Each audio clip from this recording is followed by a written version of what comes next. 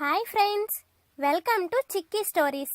ఇలాంటి మంచి మంచి కథలన్నీ చూడాలనుకుంటే చిక్కీ ఛానల్ని సబ్స్క్రైబ్ చేసుకోండి. మేము చేసే స్టోరీస్ మీకు నోటిఫికేషన్గా రావడానికి బెల్ ఐకాన్ని క్లిక్ చేయండి. Thanks for your support. Ramapuram అనే ఒక గ్రామం ఉండేది. ఆ గ్రామంలో ఒక కుటుంబం నివసిస్తూ ఉండేది.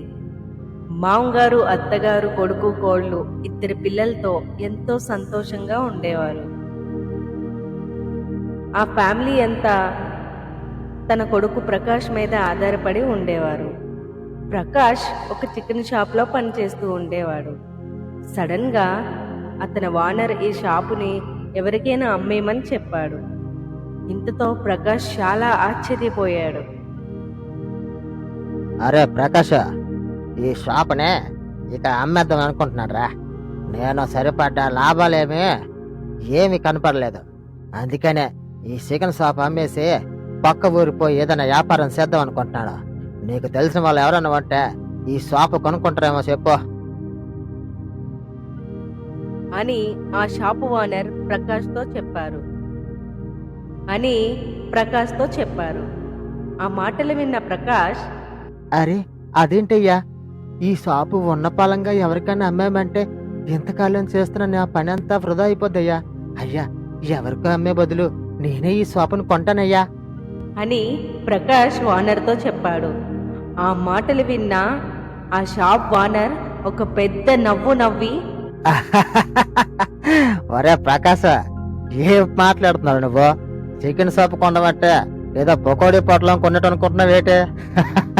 పొద్దు పొద్దున్నే భలే జోకులు వేస్తున్నారు నువ్వు. ఇదిగా జోకులు వేసిన చాలు గానీ పని చూడు.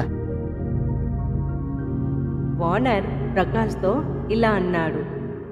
అది విన్న ప్రకాష్ ఇంటికి వెళ్ళి దీర్ఘంగా ఆలోచిస్తున్నాడు. రిపీట్ అని ఓనర్ ప్రకాష్తో ఇలా అన్నాడు. చాలా వెటకారంగా మాట్లాడాడు. ఇది విన్న ప్రకాష్ చాలా బాధపడ్డాడు. తను ఇంటికి వెళ్ళి చాలా దీర్ఘంగా ఆలోచిస్తున్నాడు. ఇంతలో తన భార్య ప్రవళిక వచ్చింది. ఏమండి, ఎందుకలా ఉన్నారు? ఎప్పుడూ ఎంతో సంతోషంగా ఉంటారు, ఏమైందండి అని తన భార్య అడిగింది.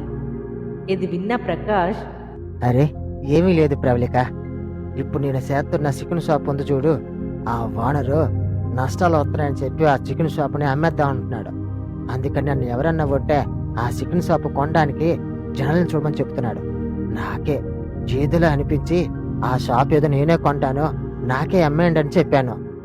అందుకు మా ఓనరు చాలా ఎటకారంగా మాట్లాడాడే. అదే చాలా బాధగా ఉంది.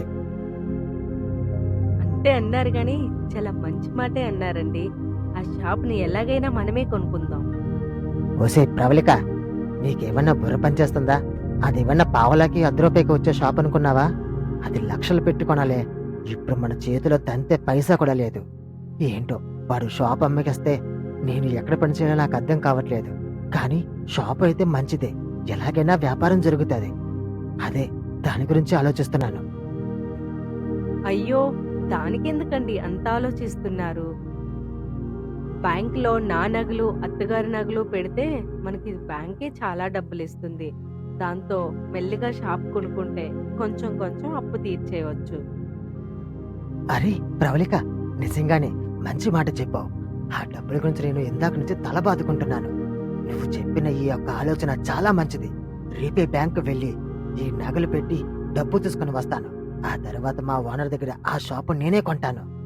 చాలా మంచి పని చేశావు అని ప్రకాష్ తన భార్యని, తన అమ్మని తీసుకుని బ్యాంకుకు వెళ్ళి డబ్బులు తెచ్చి చికెన్ షాపుకు వెళ్తాడు.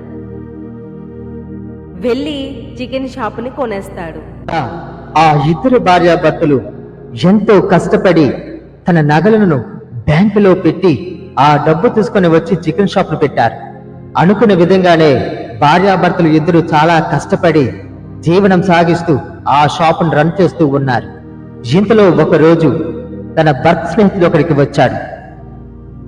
ఆ వ్యాపారం అంతా చూసి తన స్నేహితుడితో ఇలా అంటూ ఉన్నాడు. ఏరా బాగున్నావా? వ్యాపారం అంతా బాగా జరుగుతున్నట్టుంది. అయినా ఎంతకాలమేనరా ఇలా చికెన్ షాప్లోనే ఉండిపోతావు? ఇంకా ఏదైనా ప్రయత్నించవచ్చు కదా అని చెప్పగా ప్రకాష్ జిలా అంటూ ఉన్నాడు.